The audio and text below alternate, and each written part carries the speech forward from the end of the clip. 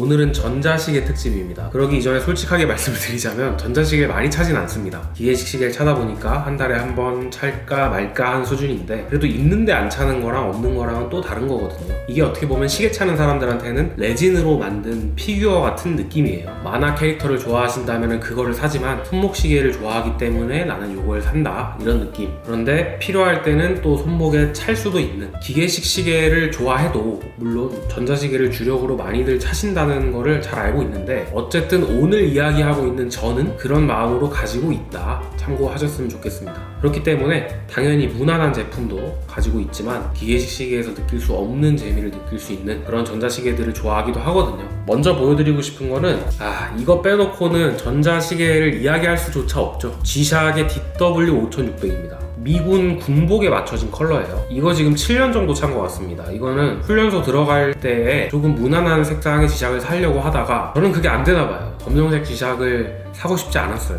그래서 이 모델을 고르게 됐는데 이렇게 해놓으면은 밴드에 카모플라주 컬러가 들어가니까 영락 없는 밀리터리 풍이잖아요.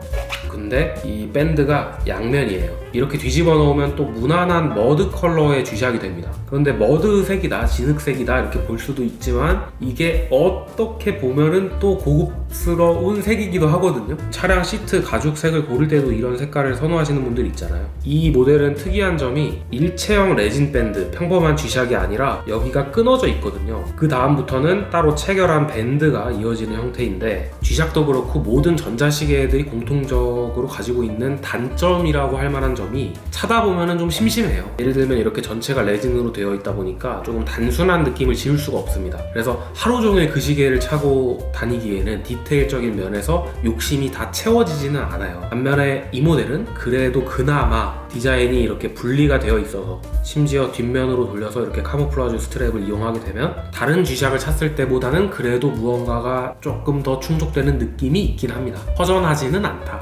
이 DW5600이라는 모델은 G샥을 대표하는 모델이죠. 5600으로 얼마나 해먹는지 모르겠습니다. 그냥 인류가 인정한, 지구가 인정한 그런 시계다. 다음으로는 또 G샥이에요. DW6900. 이것도 5600에 뒤지지 않죠. 이제는 5600이 뭐 다 해먹고 있죠. 근데 제 학창 시절에는 이런 형태의 G샥이 가장 일반적이었고 그때는 힙합이 유행했죠. 그래가지고 8마일즈 이런 영화도 그 친구들이 다 봤어요. 그때는 어떻게 그랬나 몰라요. OTT도 없고 한데 어떻게든 찾아서 그런 영화도 찾아볼 정도였고 힙합은 당시에 배고픈 음악이지 않습니까? 이런 G샥을 찬 거죠. 요즘이야 G샥 차는 래퍼를 보기가 더 힘들죠. 이런 빨간 걸 찰 거면은 리차드 밀이나 오프저 같은 거를 차지만 그때는 이런 거를 막 퍼렐도 차고 제레미 스캇도 차고 했어요. 그냥 평범한 빨간색 시계로 보일 수 있지만 좀 유치해 보일 수 있지만 제 눈에는 그런 추억들과 감성까지도 같이 보이는 디자인입니다. 5600과 비교하면 확실히 얼굴이 크긴 해요. 그런데 개인적으로는 존재감만 키운 시계다 이렇게 생각하는 게 5600과 럭트럭을 비교해도 유의미한 차이가 없고 또 케이스백이 손목에 닿는 면적도 그게 그거거든요. 착용감 면에서는 5600과 크게 다르진 않다. 너무 클 거라고 두려워하실 필요 없이 다들 충분히 소화는 할 수 있는 모델이다 이렇게 생각을 합니다. 근데 내가 손목이 너무 가늘다 그런데도 G샥을 차고 싶다 사이즈가 저한테 딱 맞죠? 이거 차는 것도 방법입니다. BGD560이란 모델인데 이름이 베젤 하단부 보시면 아시겠지만 베이비 G입니다. 이거 정말 남자들 자존심 상하는 이름이죠. 이게 치명적인 단점이에요. 그래서 저도 여기 베이비 G 써있는 곳에 검은색 잉크로 인필을 하려고 했어요. 안 보이게 가리려고. 근데 그렇게 하면은 또 내가 진짜 긁혀서 여기를 일부러 가려놓는 것을 인정하는 꼴이니까 그냥 냅뒀어요. 어쨌든 이 시계의 이름은 그런데 저는 개인적으로 16cm 이하 혹은 16cm 초반까지도 이 베이비 G를 차는 게 사이즈 면에서는 더 적절하다고 생각하고요. 시계의 럭트럭이나 손목에 닿는 면적이나 여러 가지를 생각해 봤을 때 5600은 평범한 시계라기보다는 조금 큰 시계라고 저는 생각을 하고 이게 평범한 사이즈라고 생각해요.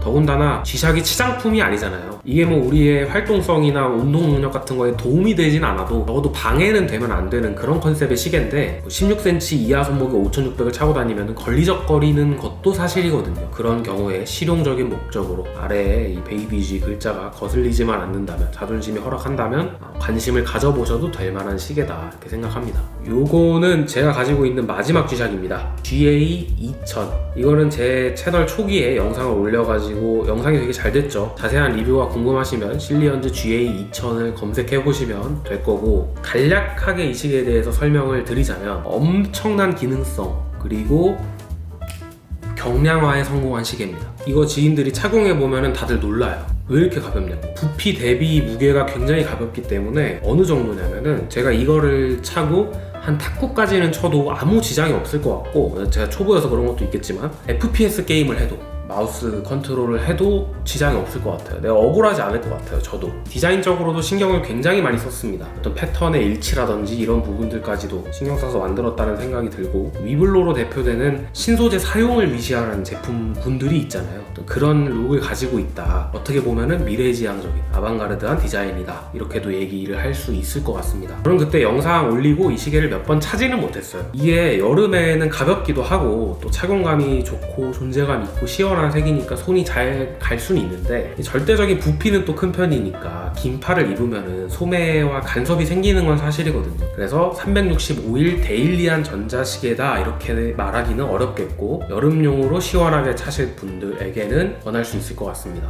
제가 가지고 있는 G샥은 이렇게 4개가 끝입니다. 다음은 뭘까요? 다음에도 카시오예요. 이건 뭐 어쩔 수 없습니다. 카시오가 전자시계 시장을 전부 다 먹었죠. CA53W 계산기 시계죠. 이 모델도 제가 영상으로 올린 게 있으니까 참고하시고, 간략하게 설명하자면 그냥 카시오의 아이콘이 그 자체라고 생각해요. 계산기 회사잖아요. 손목시계와 계산기라는 거는 전혀 어울릴 것 같지 않은데 이렇게까지 자연스럽게 접목시켜 놨다는 게 사실 이거 자체로 디자인 점수가 100점이죠. 그리고 모든 면에서 나무랄 게 하나도 없어요. 두께 7mm로 굉장히 얇은 편인데, 거기다 또 일체형이기 때문에 우리가 기계식 시계에서는 쉽게 느껴볼 수가 없는 울트라 슬림 일체형 시계만의 핏을 즐길 수도 있어요. 이렇게만 봐도 굉장히 탐나지 않습니까? 손목에 빨리 감고 싶은 핏이죠. 그리고 이 모델이 여러 색상으로 출시가 돼서 나오고 있는데, 저는 이 시계에 파란 글씨, 노란 글씨 이런 게 다 놓칠 수 없는 디자인적인 요소라고 생각하기 때문에 가장 클래식한 이 기본 모델을 추천드리고 싶습니다.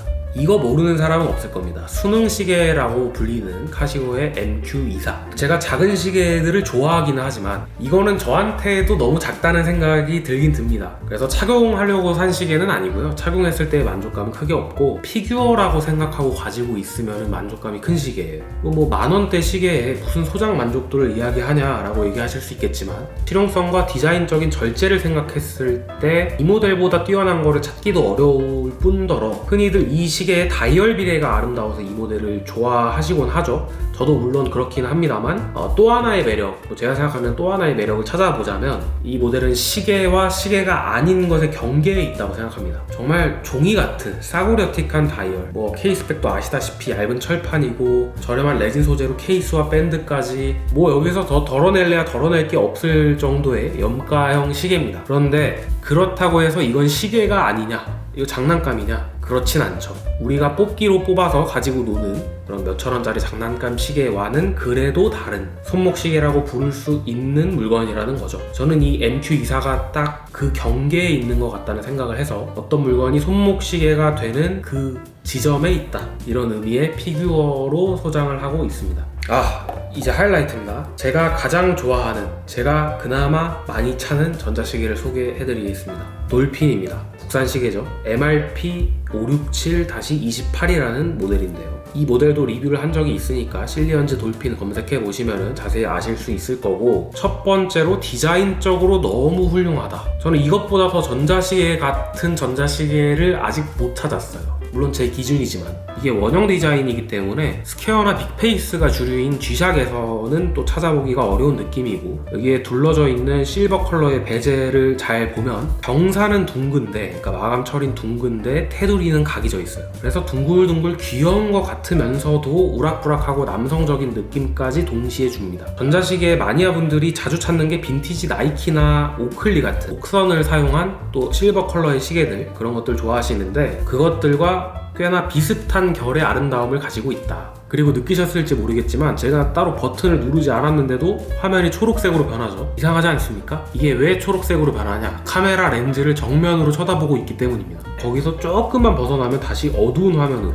우리 핸드폰에 붙이는 사생활 보호 필름 같이 내 눈에만 초록색으로 보이는 거죠. 이게 대단한 기술까지는 아니죠. 초등학교 다닐 때 가지고 놀던 장난감에 적용될 만한 기술입니다. 그런데 그거를 염가형 전자시계에 적용시킨다 라고 했을 때는 나쁠 거 전혀 없죠. 그런데 이제 그런 얘기들을 하실 수 있다고 생각해요. 타이맥스에서도 그런 느낌의 시계들은 굉장히 많은데 쌍팔년도도 아니고 돌핀을 굳이 살 이유가 뭐냐? 돌핀이라는 브랜드가 제가 개인적으로는 참 좋아할 수밖에 없는 게 예전에 이제 기회가 돼서 돌핀 사장님이랑 통화를 할 기회가 있었는데 정말 인상 깊었습니다. 돌핀이 국내 공장에서 생산을 했는데 이제 코로나 직후에 국내 공장들이 어려워지고 문을 닫고 하면서 이거를 더 이상 생산하기가 이제 어려워져서 단종을 했던 걸로 기억해요. 그때 돌핀이 어떤 상황이었냐면 전 직원이 다 이제 중국 생산으로 돌릴 때가 됐다. 그러면 가격 경쟁력도 확보할 수 있고 단종시킬 필요도 없지 않느냐. 그런데 사장님 혼자 중국에서 만들 거면은 나는 전자시계 사업 그냥 접어버리겠다. 국산으로 내가 수십 년을